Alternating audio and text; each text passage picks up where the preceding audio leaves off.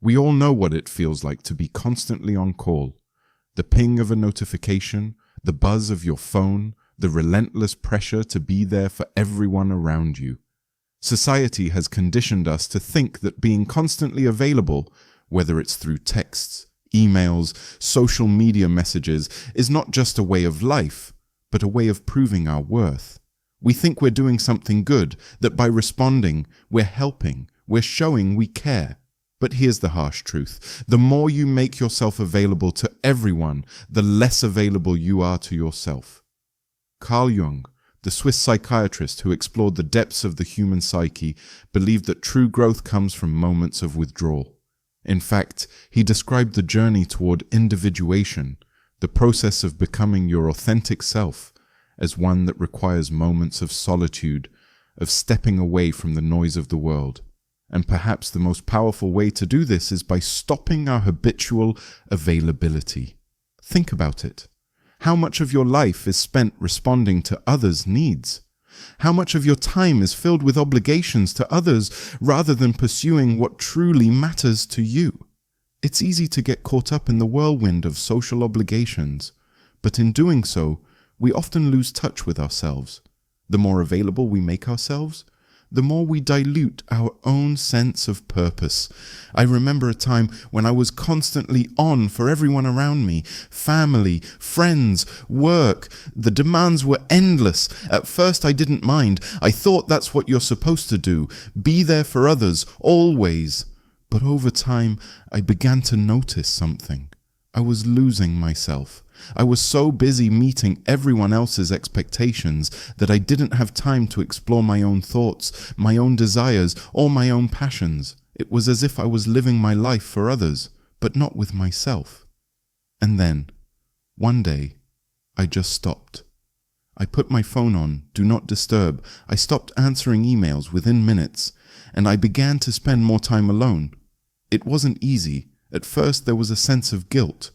What if they need me? What if they're waiting for my reply? But as the days went by, I realized something amazing. The world didn't fall apart. People didn't abandon me. In fact, my relationships grew stronger because I began to show up in a way that was more aligned with who I truly am.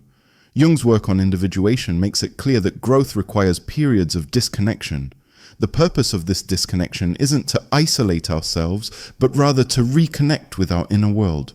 When we stop being constantly available, we give ourselves the space to listen to our thoughts, our emotions, and our deeper needs. That's when the transformation happens. It's almost as if the universe, in its quiet way, pushes us to step back, to create boundaries, and to give ourselves permission to exist beyond the expectations of others. You see, when we make ourselves constantly available, we become like a leaf in the wind, blown by the needs and desires of those around us. We lose our center, our grounding. But when we stop, when we take that step back, we begin to root ourselves in our own existence. This isn't just a theory, it's backed by science and psychology. There's something called ego depletion, which refers to the idea that the more we expend our mental and emotional energy on others, the less we have for ourselves. Think of it like a battery. The more you keep giving, the more drained you become, until eventually there's nothing left. The concept of self-care has become a buzzword in recent years, but its true meaning lies in the simple act of reclaiming our time and energy. Jung himself said, "The privilege of a lifetime is to become who you truly are." The process of becoming who we are is not an outward one. It's not about accumulating more things, more experiences, or pleasing others more. It's an inward journey, one that requires moments of quiet, of solitude, and sometimes even of disconnection. When you stop being available to the world, you start becoming more available to yourself. There's a personal story that comes to mind. A woman I once knew had spent years being the go-to person for everyone. She was always there for her family, her friends, and even her co-workers. But inside, she was exhausted. One day, after years of feeling worn out and overwhelmed, she made a decision. She took a step back. She stopped answering every phone call immediately.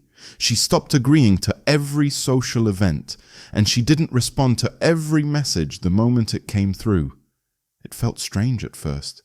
People were surprised, even upset, but she stuck with it, and something amazing began to happen.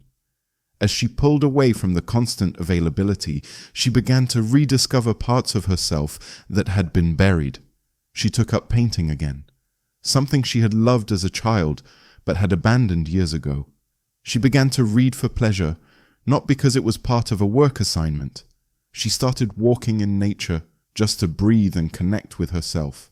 And most importantly, she learned the art of saying no, of drawing boundaries that protected her energy and her time. And with each day, she became more aligned with who she truly was.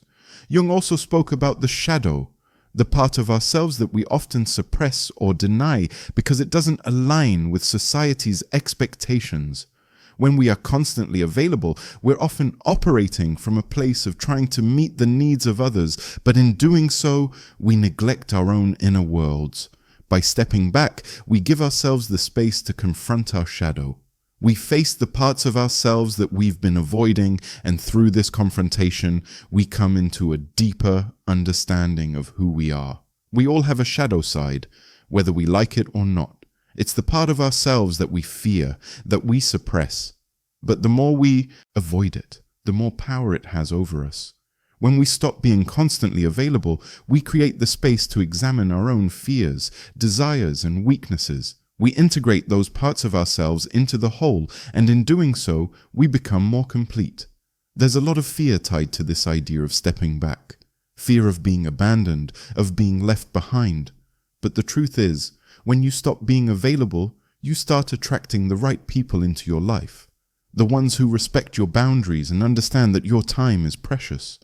The ones who value you for who you truly are, not for what you can give them.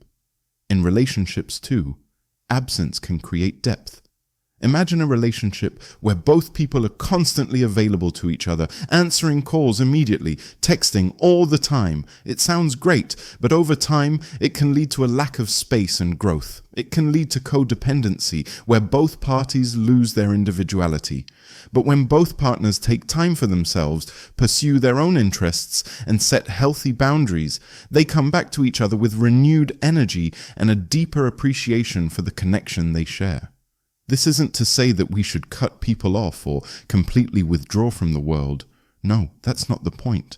The point is to understand that you don't have to be available all the time to be loved, valued, or appreciated. Your worth isn't measured by how quickly you respond to someone's request or how often you're at someone's beck and call.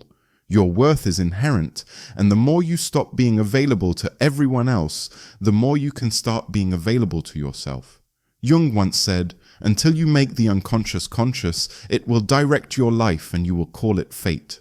When we're constantly available to others, we're often operating unconsciously, driven by a need to please, to be needed. But when we stop, we bring awareness to our choices. We stop reacting and start acting with intention. That's when we begin to change. That's when we begin to live in alignment with who we truly are. So when you stop being available, everything changes. Not just for the world around you, but for you too. You rediscover your passions, your purpose, and your peace. You reconnect with yourself in a way that is both powerful and liberating. And in the process, you'll find that the world you've been trying to please, it will adjust. It will find a way to continue without your constant presence. But what remains, what truly matters, is the connection you've built with yourself. And in that space, everything changes.